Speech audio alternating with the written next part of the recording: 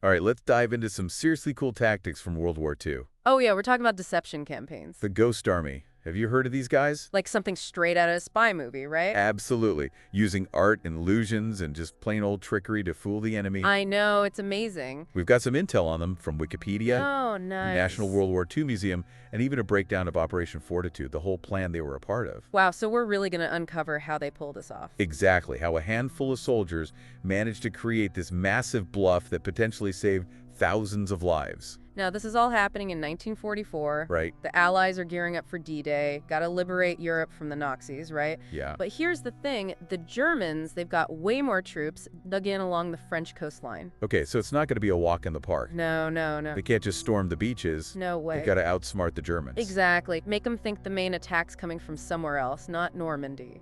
I see where you're going with this. Operation Fortitude, that's the name of the game. Okay, so Fortitude, like a massive fake out. You got it. Creating these phantom armies, sending the Germans on a wild goose chase. Wow. Two parts to this whole thing. Fortitude North, up in Norway, they even set up a whole phantom army near Edinburgh Castle in Scotland. Oh, wow. Fake radio chatter, troop movements, the whole shebang. So they're messing with their heads already. Oh, big time. But then you've got the main event, right? Right, the invasion of France. Fortitude South, that's where it gets really interesting. Okay. Gotta make the Germans think they're hitting Pas de Calais. Ah, the closest point, right? Yeah, instead of Normandy. Sneaky. And that's where our Ghost Army comes in. Okay, let's talk about these guys. The 23rd Headquarters Special Troops, that's their official name, Got it. activated in 1944. Okay. But here's the thing, this isn't your typical army unit. No. Nope, we're talking 1,100 soldiers, but they're not all combat troops. So who are they? Artists, designers, sound engineers, even guys from ad agencies. You're kidding. They sent artists to fight a war. Well, not in the traditional sense, no. Think of it more like they're masters of illusion. Oh. Creating a phantom army, basically. They had these inflatable tanks, jeeps, you name it. Inflatable, like bouncy castles. Pretty much. They even had inflatable airplanes, all designed to fool German reconnaissance from the air. Hold on, so they're setting up this giant inflatable army. You got it. That's unbelievable. And get this, these guys were meticulous, camouflaging the dummies just right, believable from a distance, but not too perfect. Right, because a real army would try to hide. Exactly. They even built fake airfields and campsites, even strung up laundry lines. Wow, so they're really selling it. Oh yeah, gotta make it look like a huge force is camped out there. Amazing attention to detail. Oh yeah. But how do you make it sound like an army's there? That's where their sonic deception unit comes in. I'm intrigued. So they had these massive speakers, Okay. mounted on trucks, Right. blasting recordings of tanks, artillery, troops moving around. No way. So like a giant sound effects show. Pretty much. Imagine you're a German soldier, miles behind enemy lines, and you hear a whole tank division approaching. I'd freak out. Exactly, but it's all just a recording. These guys were geniuses. Oh yeah, they were top-notch. Recordings from Fort Knox where the real tanks trained, Wow. And get this, the recordings, they could be heard for miles. That's wild. They even had guys who could mimic the radio chatter of different units. Really? Yeah, creating these whole fake radio networks, Wow. making the Germans think there were entire divisions there when it was just a handful of guys with speakers. That is next level trickery. Oh yeah. But wouldn't the Germans eventually get suspicious though? Like, hey, where are all the actual soldiers? That's where the atmosphere tactics come in. Atmosphere. They'd create these little theatrical scenes just to reinforce the illusion. Oh, interesting. Like soldiers wearing the wrong unit insignia, driving trucks in circles to simulate a long convoy, Uh-huh. even fake generals strolling through towns, places where enemy spies might see them. Wait, they were putting on a play for the Germans? You got it. That is incredibly bold. Oh yeah, it was a calculated risk. It was. But it paid off. So all these little details, the visual, the sonic deception, they're painting this picture of this massive force just waiting to strike. Exactly. So they created this elaborate illusion, this phantom army. It looks like the real deal. Yeah. But did it actually work? Did the Germans fall for it? Oh, they totally bought it. Really? Hook, line, and sinker. The Ghost Army's tactics were a key part of why Operation Fortitude South was so successful. Wow. The Germans were absolutely convinced that a massive invasion force was going to land at Pas de Calais. And don't forget, they had General Patton, right? Oh, yeah. This famous American general supposedly commanding this fake army. Uh-huh. The Germans, They knew Patton. They knew he was a brilliant leader, aggressive. Right. So his name attached to this phantom force just made it even more threatening. Yeah, Patton was a wild card. The Germans were terrified of him. Oh, I bet. They believed he'd be leading the main invasion force. Right. So they held back some of their best divisions in the Pas-de-Calais region. Oh, wow. Waiting for an attack that never came. It's like a giant shell game, you know? Exactly. They're looking at one place, the real action's happening somewhere else completely. Exactly. While the Germans were fixated on Pas-de-Calais, the real D-Day landings were taking place in Normandy. Wow. The Ghost Army's deception, it helped create that element of surprise. Right. Allowed the Allies to secure that beachhead. Yeah. Start pushing inland. So these artists, these sound engineers, they played a crucial role in the success of D-Day. They did, yeah. It's unbelievable. It's a testament to their ingenuity and their courage. Yeah. These guys weren't on the front lines shooting guns. Right. But they were putting themselves at risk. Yeah, of course.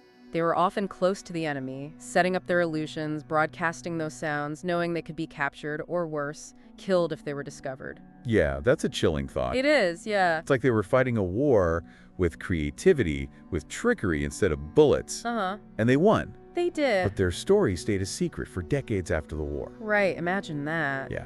Risking your life for your country, and then not being able to tell anyone about it for years. Yeah, exactly. Why all the secrecy, though? Well, part of it was the military wanted to keep those tactics under wraps, you know, in case they needed to use them again in future conflicts. That makes sense. Plus, the Ghost Army's work, it relied so heavily on deception and trickery, Right. which is sensitive information, even in peacetime. Yeah, I get it. But it must have been frustrating for those guys, you know, knowing they contributed so much to the war effort, Yeah. but couldn't share their story. So when did it finally come out? When did people learn about the Ghost Army?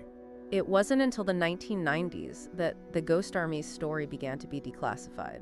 Oh, wow, so recently. Yeah, and even then, it took time for their contributions to be fully recognized. It's like their own personal victory, finally being able to share their story with the world. It is, yeah. It is. And in 2022, Yeah. their bravery and ingenuity were finally recognized when they were awarded the Congressional Gold Medal, Wow. one of the highest civilian honors in the U.S. That's amazing. It's amazing to think that something as, well, as seemingly simple as trickery and illusion could have such a profound impact on history. Yeah, it just goes to show that sometimes the most effective weapons Right. aren't the ones that fire bullets, but the ones that fire imagination. Okay, this is honestly blowing my I mind. know, right? We've got this group of artists and sound guys using inflatable tanks and fake radio chatter to fool one of the most powerful armies in the world, and they helped win a war. It's incredible. It sounds like something out of a Hollywood movie. It does, doesn't it? But it also raises some important questions. Yeah, like what? If deception can be so effective, where do we draw the line? That's a good question. Is it always ethical to mislead the enemy, even if it saves lives? That's a really interesting point. Yeah, it's like, where's that line between clever tactics and straight up lying? Exactly. And as we move into a world of cyber warfare, information manipulation, Right. these questions become even more relevant, you know? They do. What are the ethical implications of using deception in modern conflicts? That's a topic for another deep dive, maybe. Yeah, maybe. But for now, I'm reeling from the sheer audacity of the Ghost Army. It's pretty amazing. It's like a reminder that sometimes the most unexpected solutions can be the most effective. We've been talking about the Ghost Army, these artists, Right. designers, sound engineers, fooling the enemy with inflatable tanks and all this creativity. Yeah, it really highlights that power of thinking outside the box. Yep. Innovation isn't just about new technology, right? No. Sometimes it's about using what you have in a different way. Right. The Ghost Army, they took their artistic skills, Mm-hmm. turned them into a weapon of deception. It really makes you wonder, could something like the Ghost Army even exist today? That's a great question. I mean, the world's changed so much since World War II. Oh, it has, yeah. Digital technology, instant communication, information overload. Right. It's hard to imagine pulling off that kind of large-scale physical deception today. Yeah, satellites, drones, they'd spot those inflatable tanks in a heartbeat. So are the Ghost Army's tactics just a relic of the past? Not necessarily. I mean, the tools and methods might have changed, yeah. Right. But the underlying principles of deception, they're still totally relevant. Okay, I see what you mean. Think about cyber warfare, for example. Oh yeah, good point. Hackers, they can create fake identities, spread disinformation, manipulate data, Right. influence public opinion, disrupt enemy operations. So it's kind of like The Ghost Army's legacy is alive in the digital world? In a way, yeah, definitely. That Right. battle for information, it's just as crucial today as it was back then. It is. The Ghost Army reminds us that the battlefield, it's not always a physical space. Right. It can be a mental space, too. Oh, that's interesting. A space where perception and information are the weapons. That's a really thought-provoking idea, It is. but it's also fascinating too. Yeah, it is. Because the Ghost Army story shows that human ingenuity, that ability to adapt and innovate, Uh-huh.